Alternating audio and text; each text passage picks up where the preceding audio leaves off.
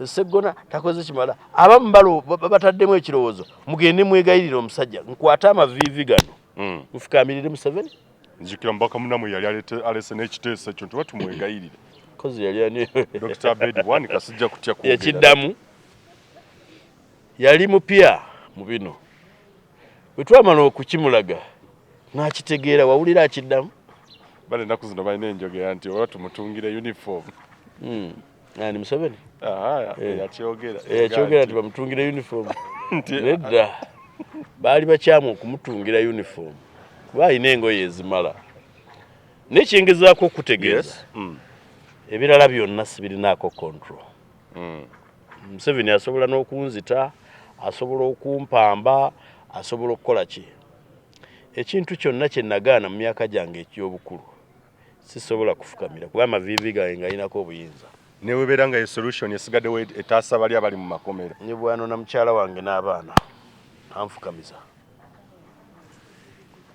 tajja tujoga okay eno ensi yaffe tetugirimu kabenje tetugirimu kugisasulira ssente tugirimu wano kyova olaba n'ekyokudduka wano twakigaana buli kijja kunsanga wano nyinaku kusomesa abatakwata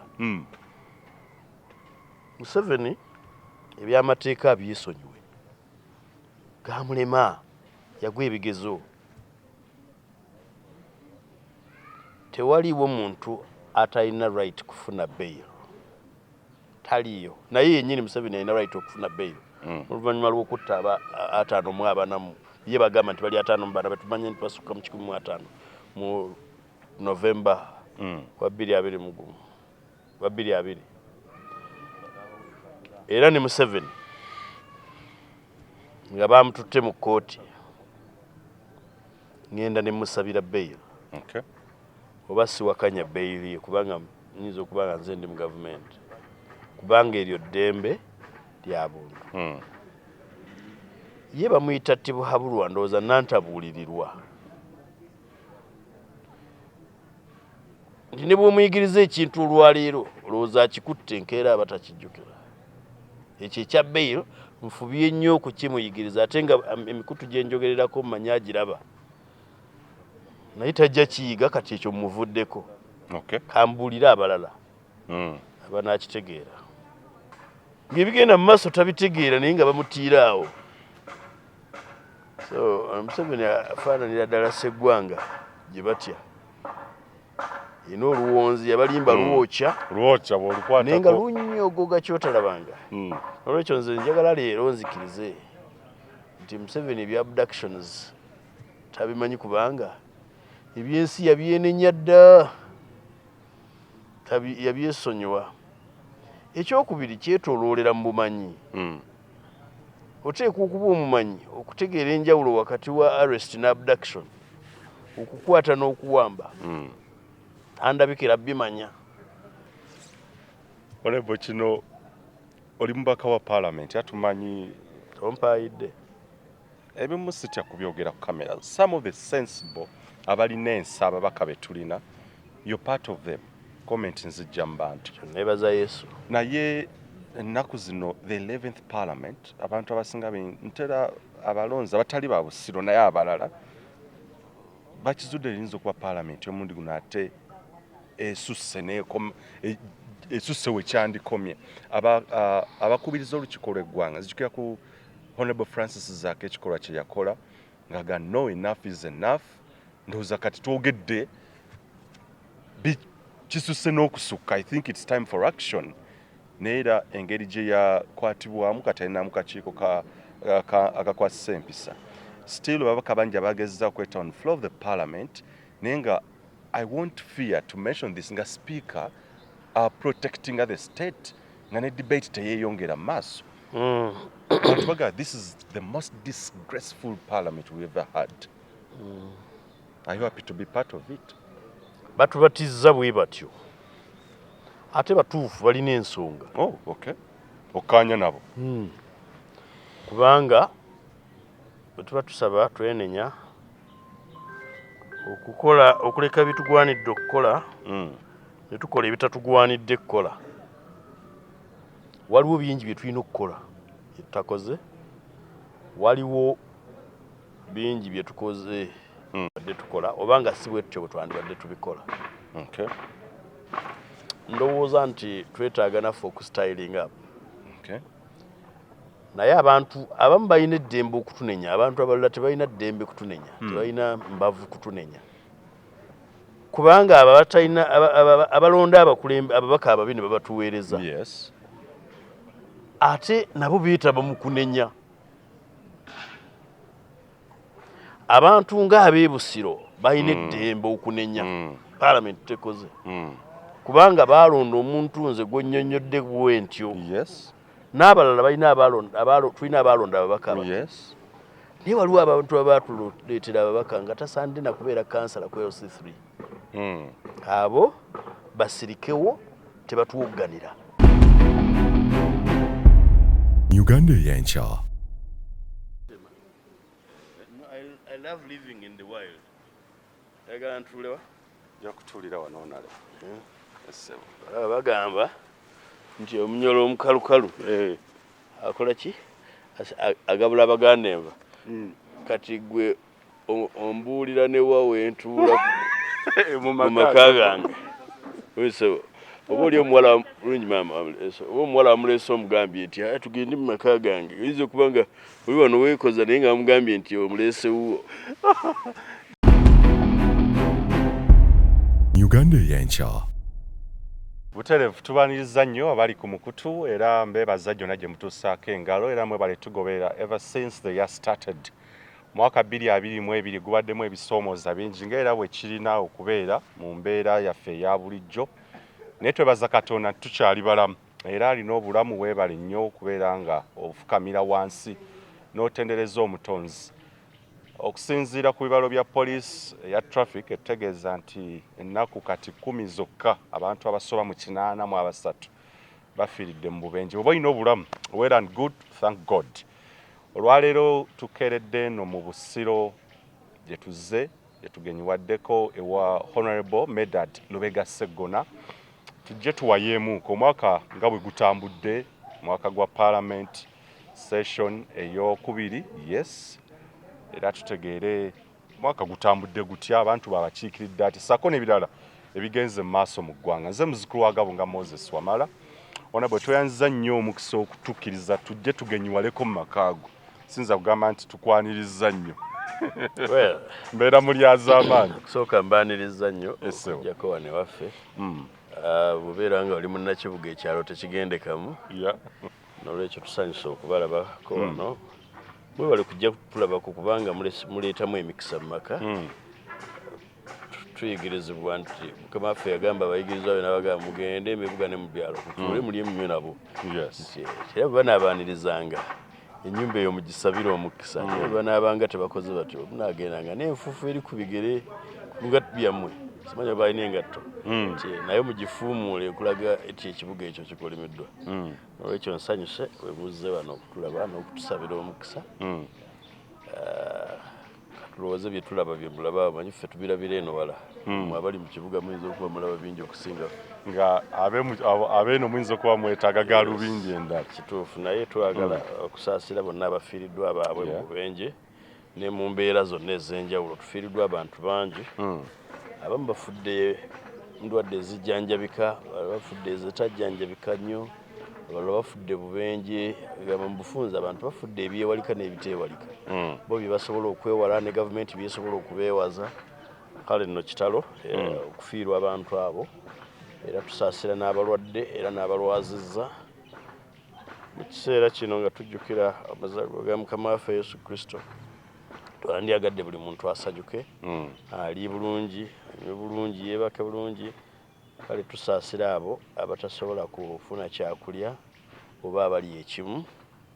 Bonna Mukama abawe obugabirizi bwe nga ekisa kye ekingi n'okusaasira bubiri. Omwaka guno nalebo bw'oba okutte olupapula na peni kuwandiika kitabo omwaka guno oyinza gudescribing otya omuntu omupya yakajja mu Uganda? Mwana wange buli Abaganda bagaba buli mwaka n'ebyagwo okufaanana n'emirala era nagwo tegubadde mwangu. Simanyi oba Omuganda alina omwaka ogwali gumubeeredde omwangu, naye nagwo tegubadde mwangu. Tubadde n'okulwaza kungi ate nga kw'amaanyi. Tufiiriddwa be twagala. Ndowooza oyinza okugamba nti gwe mwaka gwe tubadde ng'abasiibula COVID ne tufuna Ebola. Kyatukaabizza nnyo Kayirigombe ng'aka COVID naye ebyenfuna biserebye nnyo. Abantu bayise mu kubonaabona kw'otolabanga. Ababi bagumbye n'okuwamba abantu bangi. Era ffe abamu tulowooza nti ne babatta. Buli muntu gw'olaba gavumenti ya Museveni gwe tasobola kugamba nti twamusibira wano, omanya baamutta. Babasokoddemu enjala, babatakudde omugungu, babasunisa magalo. Eddembe ly'obuntu lityoboddwa nnyo nnyo nnyo nnyo ekigenze ewala ku level eri presidential. Nti okuviira ddala ku level ya president okutuuka ku badde abakuuma ddembe abasembayo wansi, it has become a norm.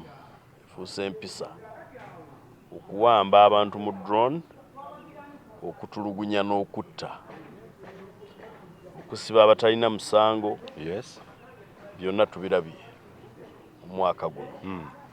Toyinza kwevuma mwaka, olina kwevuma bajjega abakola ebyo, kubanga emyaka gijja kubeerawo n'omulala gujja kujja. Bwe munaaba temulina bakulembeze balina magezi kumanya nti ensi awo yavaawo, ebyo bijja kubeerawo nnyo. N'olwekyo tetuyinza kwevuma mwaka, twevuma bizibu ebitujjidde. Ebimu ku bizibu ebitujjidde bwe bukulembeze obubi. Ne mbeera n'omuntu ng'alowooza nti alina bafugisa lyanyi. Mbeera n'omuntu ng'alowooza bwe siiwambe sijja kufuga. Twalowooza nti olw'okuba akalulu kaamutiisa twamuteekako tabo kekaleese ebizibu. Ne kaggwa ne tumuwangula n'akabba n'alemerawo, ne tugamba koffe kale kiba omubbi w'akalulu alemeddewo, tugende mu maaso. Era ng'agamba ebyokulonda biwedde, abantu bageddeyo bakole. Tudde mu bizinesi zaffe. Baba bali mu nnimiro, drone ze ne zibawamba. Kakati awo we tuli, Obusiraamu buyigiriza nti n'abakulembeze ababi kiba kikemo. Katonda abawe kikemo. Naye n'omusajja ono Katonda yatuwa kikemo. Mu recent interview ne muganda wange Remy Bahati yasinziddeyo n'aga ye ebya drone era tabimanyi nako. Oyo obeera mwannyoko. Abeera mwannyoko. President Museveni yagambye nti ye ebya drone amanyi arrests not abductions atazuuliranga nako. Ayinza okuba omutuufu weewaawo tayogerangako kyamazima, naye Museveni olumu abeeranga essaawa eyaggwamu akanda. Enjuba bwe yeetooloola etuuka we yasirikira. Ayinza okuba nga ku ekyo mutuufu olw'ensonga naye bw'omutunuulira takuwa kifaananyi nti amanyi ebigenda mu maaso. Museveni ensi yagirizayininga dda, yagita. Waliwo Ssekabaka omu yatuula ku katebe bw'ati nga mukambwe ennyo nnyo nnyo nnyo. Ndowooza yali Sulemani.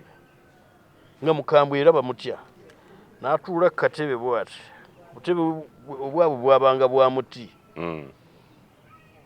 Kati nga batya okugenda omugamba nti mukulu vaawo essaawa y'okwebaka etuuse. Baleeta emmere ne bateeka awo. N'atagirya ne bagamba mukulu ate kuba munyiivu nnyo kye kimuganya okulya. Okugenda okumanya nti munnaabwe yafa dda.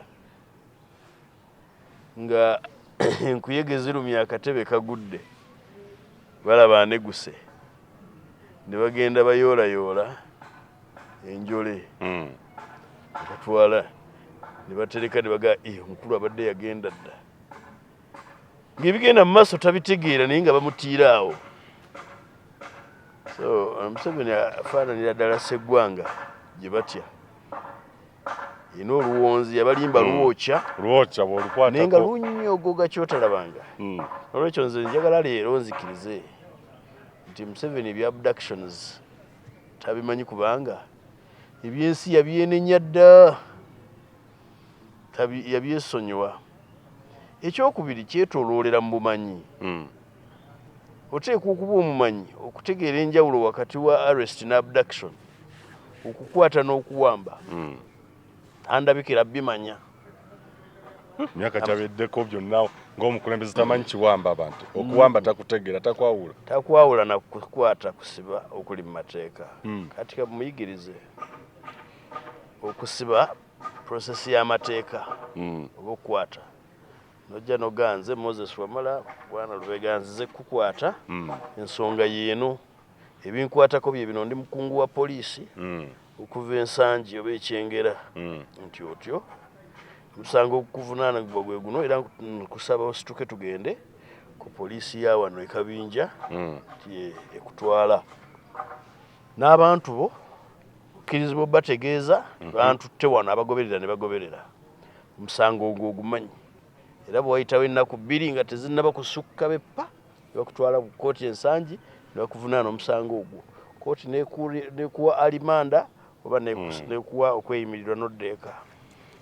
Abduction yeeno enkola ye Museveni n'abantu be gye bakolamu bajja buzi ne bakugwira tobamanyi bali mu ngoye za leeya abamu tebakkirizibwa na kusiba ne bakutwala ne bakutereka embuya gye tumanyi nti mu basement ya barracks y'embuya ku kitebe ky'amagye ye biggest torture chamber in the country.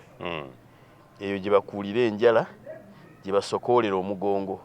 Mu mateeka tewakkirizibwa kusibirwayo bantu, tewali gazetted era amagye etteeka ligagaana okuggalira omuntu. Bwe gamukwata gayina mutereka ku poliisi. Bwe baba balina bye bamubuuza tewaliiwo musango, poliisi gwetalinaako buyinza kunoonyerezaako. Bano CMI, ISO n'abalala balina kugabana mawulire poliisi geekuŋŋaanyiza naye singa era babadde bagezi ŋŋambe nga Katonda bwe yali abakola yabawa ekirungo ky'amagezi basobola n'okugenda wali ga poliisi ebuuza nabo ne babeerawo ne bawuliriza n'okubuuza ne babuuza nga nze gwe babuuza sitegedde oba poliisi oba nedda mwanze oli bwanga nze ASP Moses Wamala, Detective ASP Moses Wamala sikumanyi simanyi wajja okolera nyinza n'okuba nga nakimanyako nti oli w'amagye naye nga wayingira poliisi we balina okukoma. Oli olabye Kapa Kapa bw'eba egenda okubba ekifi ky'ennyama egenda mpola esooba naye embwa ekibba egujubana mu bufunze. Kapa Katonda yagiwa amagezi, embwa Katonda yagiwa amaanyi. Nkomye ku ebyo. Kiki ekinnyonnyola ekiwamba abantu honorable okuva ddala mwaka gwa 2019 2021 2022 kyewunyisa tumazeeko na mu kuwamba abantu kiki ekinnyonnyola ekyo? Mu Luzungu it is a state rooted in criminality. Abakulembeze bammwe okubeerawo kwabwe kubanga kwa bumenyi bw'amateeka tibayinza butakola bya bumenyi bw'amateeka. Okuwamba kya bumenyi bw'amateeka, it is criminal. In fact bakiyita kidnap with intent to murder. Bamuvunaana murder omusango gwali gwamusaliza okufa bamuvunaana kidnap with intent to murder. That's what they are doing. Era kyenanoza ne penal code mwekiri yes era bamuvunaanira penal code. So abantu bano kye bakola Museveni ne ttiimu ye kye bakola okuwamba abantu is criminal, is kidnap with intent to murder, and sometimes they have ended up murdering. Tell me gwe mukulembeze, if you cannot account for those people kidnapped, what is the presumption? It is a presumption of death. Era tulinda bulinzi myaka giwere 7 etteeka liyingirewo nti Wamala bamuwamba, he is presumed dead. Era mukkirizibwa n'okwabya olumbe. N'olwekyo ne mbateeka ku ntuumo y'abantu abattiddwa omulembe gwa Museveni. Yatugamba tayagala state inspired violence, state inspired murder. But that's what we are witnessing. Enjawulo ye na Amini nti Amini yafa. N'ebikolwa bye bimu. ebbatirizo lyerimu babatiriza wamu kubanga bonna baali mu gavumenti y'Obote. Agamba nti Obote yatta abantu, ani yalaba Obote ng'akimya abantu nti Obote wuyo mu mmotoka etutte gundi. No, teyaliiwo. Yatumanga butumi oba abantu bwe bajjanga nga tabatumye ne bakikola. Ne Museveni nze sinnalaba njawulo era nkyasoma nnyo ngezaako okusoma. Noonyayo akatabo akanampa enjawulo wakati wa Museveni, Obote n'Amin. Tonnakafuna. Kakyambuze. Pozi tebannakawandiika. Okay. Yasinzidde mu America era mu interview n'atugamba nti kyajja okujjukirwako nti yayamba nnyo Uganda okusimatuka failed state. Okkiriziganya naye nti yatutaasa era n'atuyamba. Uganda teri mugamu kwaga amawanga gali failed oba failed states. Era nga bwe gambye omukulu engeri ebintu gy'abirabamu yeeyo engeri y'oyo omuntu eyeesonyiwa ensi ng'ebigenda mu maaso yabyesonyiwa. Failed state tekitegeeza nti egudde ebipapajjo ne babironda egindi. Omuganda wange yagambye ne babironda mu Lwera. Nedda. Systems kasita zifailinga ye failed state. Njagala ombuulireyo system emu mu Uganda ekola. Jimbuulire. Amalwaliro gakola nnyo. Okulaga nti abantu bano si bagezi. Ennaku ezo navuze n'empita Gombe wali ku ddwaliro. Obote yazimba eddwaliro nga litemagana yalireka litemagana. Bano tebasobola disiiga langi. Kye baakoze bagenze ne balizimbako ekikomera. Naye ng'ennyumba z'abasawo Obote ze yalekawo ziriko amabaati ga asbestos. World Health Organization ge yaweredda nti ga butwa. Nga nalyo ddwaliro. Busuza basawo n'amabaati ga asbestos mugataddeko ekikomera era gatonya. Kati eyo state tefeirinze mu byobulamu. Ekyo kiteeke ku mabbali. Tugende ku byenjigiriza. Woli musanyufu nnyo n'omutindo gw'ebyenjigiriza. Gavumenti gwewa. No. Titutwala abaana baffe mu UPE ne mu USE. Ng'omwaka omwana asomera mutwalo. Kitegeeza ttaamu ze 13,300. Ng'omwana wo Moses Wamala asomera 13,300 mu ssomero lya UPE ayite P7 ajja avuganye n'abaabalala ne bazzukulu ba Museveni. Oba n'abaana ba Museveni abato abakyali mu primary. Ng'omwana we agenda kuvuganya nabo ku bwa president, ku busawo, ku bwa lawyer, ku bwa engineer n'ebifaanana bwe bityo. Eyo state tefeirinze mu byenjigiriza.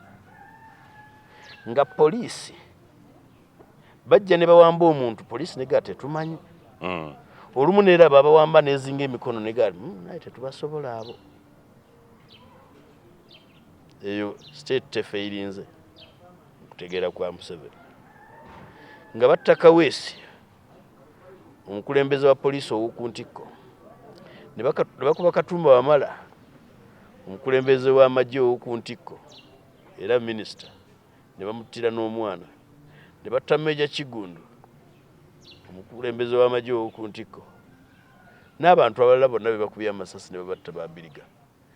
Ng'omuntu akulira sitowa y'emmundu Yoweri Museveni tamanyi ani abatta. Era n'ogamba nti state tefeirinze. Ng'entambula tutambulira mu binnya bingi okusinga enguudo. Nga tulina enguudo ntono nnyo mu binnya byaffe. Era mukulu n'osigala ng'ogamba state tefeirinze. Ng'olina corruption ali ku level kwali. President w'eggwanga n'agamba Betty Kamya IGG naye ababbi bange bakwata empola kubanga nti manyi sente bajja ziddusa wano baleke kuzinvestingawo. Ng'okkiriza n'okukkiriza nti investor mubbi. Nti abo babbi baffe. Even brand them babbi baffe abo. Noga state tefeirinze. Nga finally nga mwina president atamanyi nti bawamba abantu. Atamanyi nti bakuulamu abantu enjala. Naye nga yakulira ye commander in chief ow'amagye n'ebitongole byonna eby'emmundu ebikwata mmundu. Yakulira CMI, yakulira ISO, yakulira CID, byonna nga tabigira ki tabimanyi. State bwebe failing etya. State ye failing etandikira ku mutwe. Omutwe gwa failing. Nolwekyo state ya failing. Naye definition ye gye yasoma mu economics w'emyaka gy'enkaaga tamusobozesa kumanya. It is a failed state. Honorable, ekibuuzo kino kikulu.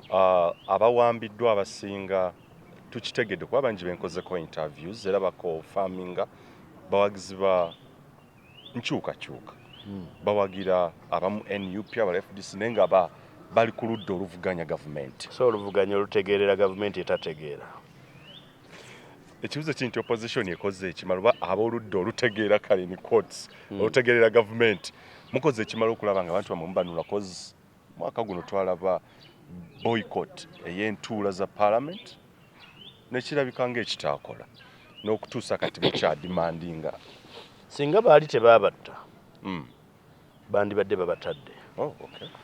Pressure gye twateekawo bapapa singa baali tebabatta bandibadde babatadde. Era abamu ku baali batannaba kutta babafulumya. Gwe njagala omanye nti omukulembeze w'eggwanga n'atuuka okugamba abakwatibwa abe bano biki tujja mu bbanga bwe tujja babuulira we bali. N'atya okujja okubabuulira we bali. Mu mateeka tulinamu writ gye bayita ya habeas corpus. Yes. Ne tugenda mu kkooti ne tufuna orders za habeas corpus kumpi ku buli muntu.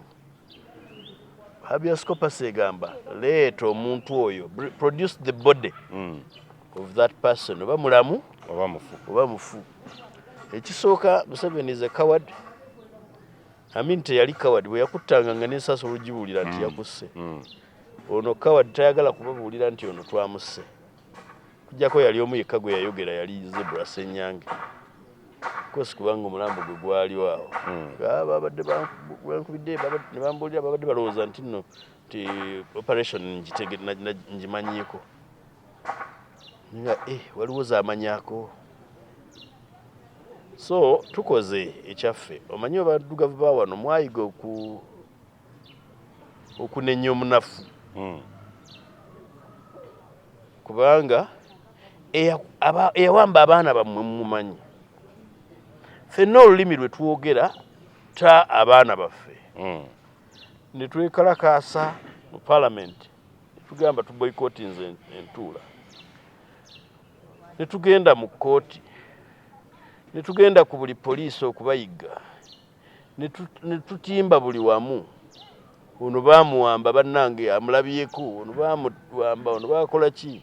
Kiki kye mwagala ffe tukole bannayuganda? Kaakati eyawamba n'atandika okutambuza olugambo mu ba victims. Bano tebakoze kimala kuta baana bammwe. Gwe yamuwamba ng'ogyeko okumuwamba ko wakola ekimala. Gw'okoze ekimala okumuta okubata bewawamba. Era n'abantu ne bakigula ne baga Kyagulanyi takoze kimala kutabaana. Ssegona takoze kimala. Abamu bataddemu ekirowoozo mugende mwegayirira omusajja nkwata amaviivi gano. Mufukaamirire Museveni. Nzikira mbaka munamu yali alese n'ekiteeso ekyo tuba tumwegayirire. Kozi yali ani Dr. Abedi wani kasijja kutya ku. Yakiddamu. Yali mupya mu bino. Bwe twamala okukimulaga n'akitegeera wawulira akiddamu. Bale ennaku zino balina enjogera nti oba tumutungire uniform. Ani Museveni? Yakyogera. Yakyogera nti bamutungire uniform. Nedda baali bakyamu okumutungira uniform. Kuba alina engoye ezimala. N'ekyengezaako okutegeeza. Ebirala byonna sibirinaako control. Museveni asobola n'okunzita, asobola okumpamba, asobola okukola ki? Ekintu kyonna kye nagaana mu myaka gyange eky'obukulu sisobola kufukamira kuba amaviivi gange ng'alinako obuyinza. Ne webeera nga solution esigaddewo etaasa bali abali mu makomera. Nyebwano na mukyala wange n'abaana anfukamiza. Tajja tujooga. Okay? Eno ensi yaffe. Tetugirimu mu kabenje, tetugirimu kugisasulira ssente, tugirimu wano kyova olaba n'ekyokudduka wano twakigaana buli kijja kunsanga wano. Sandyagala kuuza kibuzo kino kuba omusango guli mu kooti naye since bwe yakyogeddeko ye kennyini president I think I have a right to speak about it. Yavudde naga nti ababaka Ssegirinya Muhammad ne Alan Ssewanyana naye mu interpretation ye alinga yagubasalira edda agamba nti those people they killed many people over 38 in Masaka they don't deserve bail. Tukumanyi ng'omuntu defending human rights ate oli part of the legal team ya Honorable. Ninaku kusomesa abatakwata. Museveni ebyamateeka byesonyiwe gamulema yagwa ebigezo. Tewaliwo muntu atalina right kufuna bail. Taliyo naye yennyini Museveni alina right okufuna bail. Oluvannyuma lw'okutta ataano mu abanamu ye bagamba nti bali ataano mu bana batumanye nti basukka mu 15 mu Novemba wa 2020 era ne Museveni nga bamututte mu kkooti ngenda ne musabira bail. Oba siwakanya bail ye kubanga nyinza okubanga nze ndi mu gavumenti kubanga eryo ddembe lya buntu. Ye bamuyita Tibuhaburwa ndowooza nantabuulirirwa nti ne bw'omuyigiriza ekintu olwaleero olowooza akikutte enkeera abatakijjukira. Ekyo ekya bail nfubye nnyo okukimuyigiriza ate nga emikutu gye njogererako mmanyi agiraba naye tajja kiyiga kati ekyo mmuvuddeko. Kambuulire abalala abanaakitegeera. Omuntu alina eddembe okweyimirirwa kubanga ateeberezebwa okuba nga talina musango okutuusa nga gumusinze. Abaana abo tebasingibwanga musango era ffe tukkiriza nti basibe ba byabufuzi. Yabasibira bwereere abantu be batta abantu e Masaka. Bawandiika batya ekibaluwa ne bagamba nti tugenda kujja ku kyalo Nakasozi era ne bajja ne basa exceeding executing a mission eyo aba babiri kubanga ngigwanga italina government italina police italina maje. Bantu be batta abantu abo by commission or omission. Atuliyako sente nyingi nga atugamba ez'okutukuuma. Nisira bagezeraga. Nali e Bungereza lumunga balonda. Wano gwa fomu yali yesimbyewo ku bwa kansala. Olwamala okulonda n'atutwala mu restaurant tugende tuliye tagenda kukuuma kalulu. Nitumugamba gwe oli wano akalulu ko tebakabbe n'agamba nze gavumenti. Nze nina okukuuma akalulu. Wamala nteekwa n'okubeera n'embwa mu kikomera zimpa obukuumi. Obufunze embwa zange zinsingira gavumenti ya Museveni kwezi zinkuuma. Lwaki nina okubeera n'embwa okunkuuma? Lwaki nina okuhayalinga wakasaala okunkuuma? Lwaki nina okuhayalinga w'emmundu okujja okunkuuma nga nina gavumenti gyempa omusolo okunkuuma? Kyamazima omulimu gwa Museveni sigulaba. Museveni is the biggest liability gye tulina mu ggwanga. Tumuteekako ssente zaffe empitirivu okukola naye takola ngalo bunani munafu. Ate obunafu bwe butegeerekeka. Hijemya ku bunafu ye mu byonna. Musajja wa Katonda bamuyitanga ne Ssempeebwa Mukama amuwummuze mirembe. Yali mu myaka egyo egyaba Museveni. N'agamba nti bw'okaddiwa onafuwa mu bintu bingi. Amatu gaba tegakyawulira, amaaso gaba tegakyalaba era ky'oba olaba nnyambadde gaalubindi otyo. Amatu weetaagamu akuuma gateekamu. Museveni tayagala kateekamu kubanga ensi ejja kumanya. Oba onafuye mu bintu bingi amaanyi gaba gakendedde. Museveni takyalina maanyi gatukolera. Kati ow'amawulire nga ggwe n'amubuuza nti ate mu buwongo Muzeeyi Ssempeebwa n'agamba ekyo sijja kukiddamu era yafa takizzeemu. nange olwokuba teyakiddamu ate nga gwe nkwotinga ngenda kikomyawo. Honorable kino oli mubaka wa parliament atumanyi tompaayidde ebimu sitya kubyogera ku kamera. Some of the sensible abalina ensa ababaka be tulina, you're part of them. Comment nzijja mu bantu. Nebaza Yesu. Naye ennaku zino the 11th parliament abantu abasinga ntera abalonzi abatali ba busiro naye abalala bakizudde linzo okuba parliament omundi guno ate esusse wekyandikomye. Abakubiriza olukiiko lw'eggwanga nzijukira ku Honorable Francis Zaake ekikolwa kye yakola nga no enough is enough. Ndowooza kati twogedde kisusse n'okusukka. I think it's time for action. Neera engeri gye yakwatibwamu katalinamu kakiiko akakwasisa empisa. Still babaka bangi abagezza okweta on floor of the parliament naye nga I won't fear to mention this nga speaker protecting the state nga ne debate teyeeyongera mu maaso. This is the most disgraceful parliament we ever had. Are you happy to be part of it? Batubatizza bwe batyo ate batuufu balina ensonga. Oh, okay. Okkaanya nabo. Kubanga bwe tuba tusaba twenenya okuleka bitugwanidde okukola ne tukola ebitatugwanidde kukola.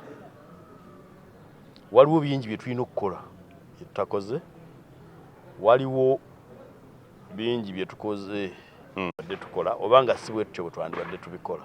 Okay. Ndowooza nti twetaaga naffe okustyling up. Okay. Naye abantu abamu balina eddembe okutunenya, abantu abalala tebalina ddembe kutunenya, tebalina mbavu kutunenya. Kubanga abatalina abalonda abakulembe ababaka ababi ne babatuweereza. Yes. Ate nabo beetaba mu kunenya. Abantu ng'abeebusiro balina eddembe okunenya. Parliament tekoze. Kubanga balonda omuntu nze gwennyonnyodde bwentyo. Yes. N'abalala balina tulina abalonda ababaka. Yes. Naye waliwo abantu abatuleetera ababaka nga tasaanide na kubeera kansala ku LC3. Abo basirikewo tebatuwogganira. Ekirala waliwo abalonda ababaka nga tugaba abalondera ebusiro. Naye nga beetaba mu kusika ababaka baabwe empale. Yes. Waliwo yagamba tunaalya bigambo mu parliament yoteesa naye tunaalya bigambo.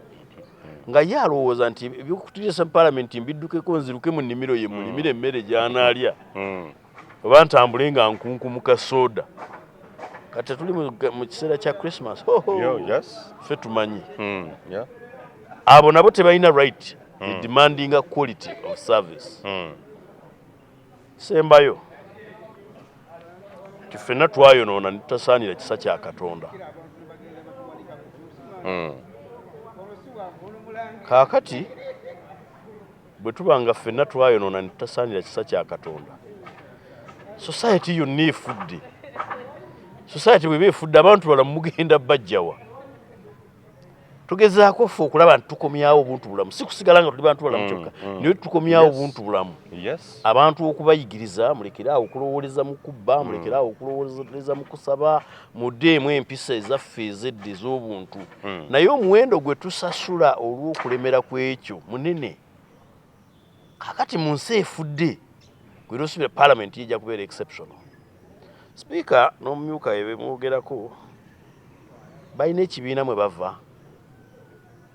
Yes, bakiri. Balina obulamu bwe balina okulwanirira n'okukuuma. Balina emmundu ezibakuuma oba bakuumibwa za mubi. Gwe toyagala kukkiriza nti Museveni mubi, nze nkyogedde. Kale gamba nti emmundu za Museveni ze zibagira ki? Ze zibakuuma. Nze kugambye bakuumibwa mmundu za mubi ate n'omubi si mulala Museveni.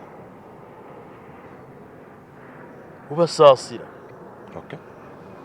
Kadaga yagezaako okukalubya ennyama. Ali ludda wa si mumyuka wa Nabbanja. Ekyo si kibonereza ekimala. Wiwaawo eyo nayo terina kubeera nsonga y'abantu kwekkiriranya kugaana kukola kituufu. naye mukimanyi nti parliament nga institution ina amateeka agagifuga ate bano si be bagakoze gabadde gabeerawo tukyusamu bukyusa katono bw'oba onooteesa oyina kuteesa bwoti bw'oba osituka bwoti bw'oba oyambala bwoti gwe bw'obadde ojja wano saakubuulidde ki kyoyambala ekyo kye wawulidde nti nno oli decent kye wayambadde owulidde era ndowooza mukyala wa ovuddeyo akugambye nti onyumye kati mu standard za mukyala wo onyumye simanyi oba mukyala wange bwakutunuulira alaba ng'onyumye banze bwekutunuulira ndaba ng'onyumye naye amateeka ga parliament gateekawo standard n'olwekyo kyova olaba nti banenya nti omubaka Francis Zaake nti yateesa bubi teyandyekalakasiza bwati yali out of order. He was out of order mu rules za parliament kituufu naye waliwo ne constitution so nga era kyenagamba speaker abamu temwakicapturing njagala mukitegeere but I followed nagamba speaker nti waliwo amateeka ga mirundi ebiri that must be enforced. Unfortunately gonna you are in an unenviable position to enforce both to enforce rules against Zaake but also to enforce the constitution against Museveni and his group. Constitution egana abduction. Why are there abductions? Igana okuwamba abantu lwaki bawambibwa nolwekyo nemugaba oyina kubeera soft mu kwenforcing amateeka nemugaba interpretation ye ya rules ntuufu naye totaputa rules zokka taputa ne constitution. We are suffocated. In fact nkankubuulire omusango gwa Zaake gwe mmanyi guli gumu gwokka nti coordinating to involving ffenna ffenna twandibadde mu rules committee nekigenda mu byafaayo nekimanya lwaki ye Museveni akkirizibwa okweyisa obubi nga balala tebakkirizibwa lwaki Museveni akkirizibwa okugjamu essaati n'atambula mu luguudo bwe kibanga ekyo kyekiwanguza abantu ffenna tuggyemu essaati abamu kubatunenya nze kati nkozi ogwange nze sibasuubizanga kugenda kulinnya mmeza kuba kikonde no era teri yali annonze kukola ekyo sikisuubiza era sikisuubiza nakati n'anampa akalulu 226 takampa okulinnya emmeza nja kugenda nkozese omutwe n'omumwa Katonda byeyampa ne kalaamu Honorable Zaake byali ayogerako byonna byali bituufu nali mmaze obissa ku lupapula mu report kubanze nali acting law era nabiteekako ku floor kati buli omu akola ogugwe bwe kibanga ebyange byentadde ku lupapula temubiwulira muwulire ebyoyo ali ku mmeeza bonna tubeetaaga nze Zaake mwetaaga nnyo mu parliament n'obukambwe bwe si yekka abamu ati ebya decorum President Museveni sibyawulire language tagitegeera ye yakozesa decorum okufuuka president kumpi yatuga kitaawe Obote yali kitaawe mu byobufuzi Obote yamuwa omulimu yamutuga n'amufulumya ebyobufuzi owulidde so batutuusizza mu mbeera eyo nti tojja kuvuga mu motoka mu binnya nga tobisala ebinnya bya Museveni bituyigirizza ffe abavuze emmotoka ku mulembe gwa Museveni ti bw'oba ovuga emmotoka okyusaamu bw'ogivuga straight to gamba naye ate era ekyo tekitegeeza nti byonna ojja bikolera ku mmeeza bateeka okubayo ne byokolera wansi w'emmeeza nze mu kutegeera kwaye mu ndowooza mu approach yange saagala mulabe wange kumanya kyenkola you see omulabe wo bw'amanya ekyokola yeetegeka era ebintu twali tubikola bamunaatera okiggusa nekifuluma ababikolere bwaggulu w'emmeeza ne babikifulumya ne bakimansula wano owulidde kale so njagala nnyo nkolera ebintu byange kati nina kandowooze tetuli live era sifaayo n'ekyo kikwata kati nina abantu be nina wano balaba bangi olowooza singa poliisi yabategedde singa teri wano abo bonna boolaba singa yabategedde singa tuli wano naye ebimu obikola mu ngeri ya wansi n'ebyokukolerwa waggulu tuteekwa bikola era abantu abamu bakooye bagamba tukooye ebyo mukolera ebyo ebitagguka ebibagenda okugguka ne babigwamu kaka tukole ki tuzinga emikono ekizibu abatunenya baziiza emikono bwe tubayita mujje tugende mujje tulumbe tebalabika ate bagamba mulumbe kati tubakole tutya abantu abafaanana bwe batyo abantu balina essuubi era I was part of those people abaine essuubi mu Right Honourable Jacob Lokolyo Lanya, may he rest in peace. Of course, sanity wakyogeddeko nti okuzza ensa mu Parliament naye essuubi lyanzigwamu n'aba senior citizens interacting n'abamu abazze abali part of the CA era omuyaŋŋana okuŋŋamba nga campaign zitandise nga Jacob Lanya yakavaawo nagaha bwe batuleetera omu ku abo betuulira mu nkuubo corridors of power tugenda kufa. It came to pass. Parliament where it is now, it is a disgrace. Sitya kukyogera. How do we revive sanity? Is there hope? Olaba nti we tunatuuka 2026 tunaabeera nga there is value for money through this parliament? Kakati era kiddayo ku kye nnakugambye sijja kwegatta kwabo abalangirira parliament as a house of disgrace. Naye kugambye nti nja kudefending eddembe lyabo abatudescribing as such. Kubanga waliwo bye tukola ebitatambula bulungi. Kiki serenity prayer kyetuyigiriza abakristaayo nti Mukama mpa ekisa okukyusa bye nsobola okukyusa n'okutegeera bye sisobola kukyusa n'okutegeera enjawulo wakati wa byombi. Bye nsobola okukyusa ngenda kukola buli kisoboka mbikyuse. Abo be mulowooza nti babi nnyo si be babi. Incidentally ebimu tebabimanyi kituufu. Bapya Lokolyo Lanya yali aludde mu parliament okusinga abakulembeze betulina mu parliament speaker n'omumyuka olwaleero. N'ebirabo byanjawulo. Naye kakati bwe tubanga betulina tukole ki? Omulimu gwaffe kufuba tubatereeze.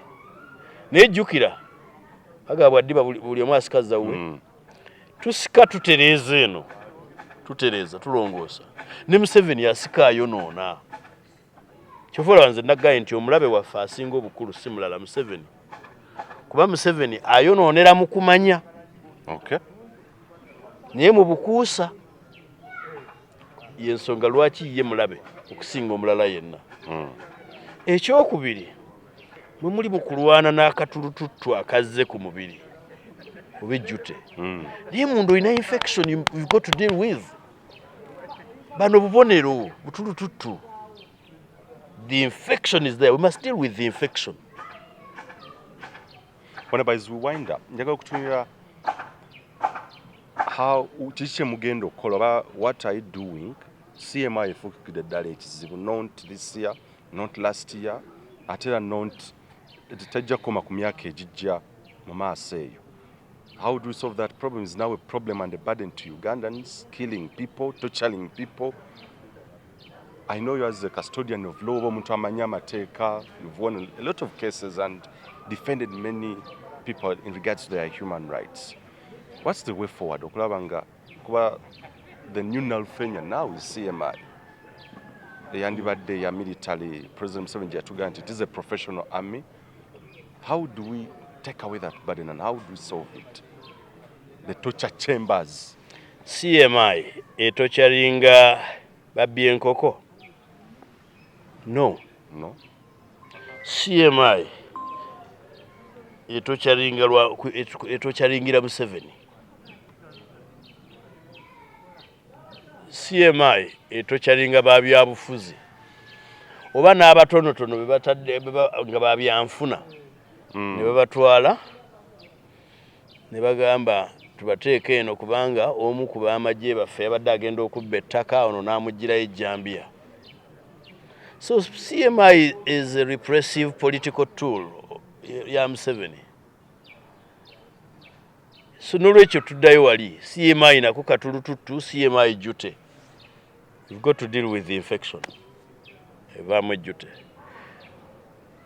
Kubanga si byamateeka singa bibadde byamateeka etteeka ligaana CMI okusiba. Etteeka ligaana CMI okutocharinga. Go and read the Security Organizations Act. Tekkirizibwa kusiba etteeka ligaana tocha irrespective of who is doing it. Ligaana buli muntu okutulugunya munne ne CMI ligigaana. Kati ebyamateeka twabikola byaggwa. Ebiriwo biri practical. Tulina judgments bbiri eza constitutional court ezigamba nti military court martial teriiwo mu mateeka. Judgments bbiri tevunaana etwala abantu neweereza eruzira n'abeeruzira ne bareceiving.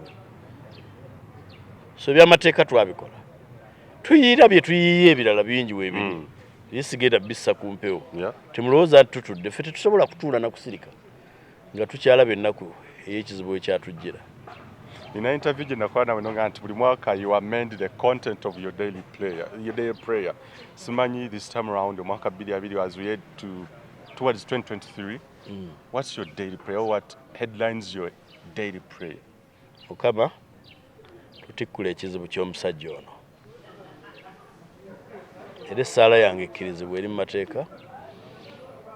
Ekizibu nakiraba ne nkiroopa ewa Katonda. Ate Katonda takerewangako. Akola mu kiseera kye. Olunaku lumu ajja tutikkula ekizibu ky'omusajja ono. Nagaana okumusaba essaala etta Museveni. Era sijja gisaba. Kubanga Katonda yamanyi byonna. N'ekirala saagala Museveni afe. Njagala abeerewo nga tukwata obuyinza. Njagala alabe ensi bwe bagikulembera. Kino kiyinza okumuwa ebintu bibiri, ekisooka salvation, okulokoka. Ekyokubiri kiyinza okumuyambako.